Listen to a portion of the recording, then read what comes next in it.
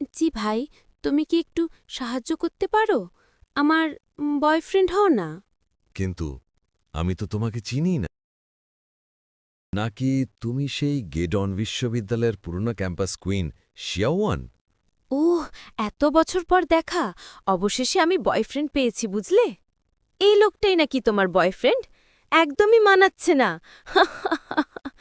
ক্যাম্পাসে এমন একজনকে নিয়ে বাইরে আসতে তোমার লজ্জা করে না নাকি? আচ্ছা শিয়াওয়ান, বলো তো, তোমার এই বয়ফ্রেন্ড কি করে? সে নিজের ব্যবসা করছে, একটা স্টার্টআপ শুরু করেছে। হাহ, এখন তো কেউ রাস্তায় দোকানও বসালেও বলে আমি উদ্যোক্তা। তুমি জানো, আমার বয়ফ্রেন্ড কিন্তু সিংশি গ্রুপের ডিরেক্টর। প্রিয়, একটু থামো। ঠিক করে বলো, আমি সুশি গ্রুপের প্রধান ক্রিয়েটিভ ডিরেক্টর। হ্যাঁ হ্যাঁ, ঠিক তাই, প্রধান ক্রিয়েটিভ ডিরেক্টর। কি সম্মানজনক পদবি, তাই না? তোমরা কি বলছিলে? Sushi group?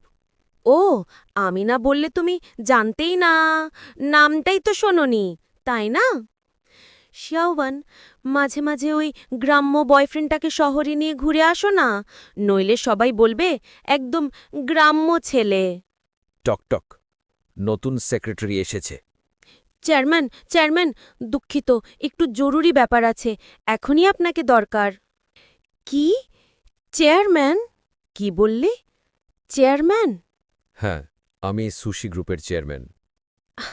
শাওয়ান, দেখো, আমরা তো পুরনো সহপাঠী। তোমার বয়ফ্রেন্ডের নাম্বারটা দাও না, মাঝে মাঝে দেখা করব। বয়ফ্রেন্ড, চলো আমরা যাই। ও, আর শোনো, তোমার বয়ফ্রেন্ডকে বলে দিও কাল থেকে ওর অফিসে আসার দরকার নেই। পরিবার তো পরিবারই, এই জীবনের ঘুরপাকের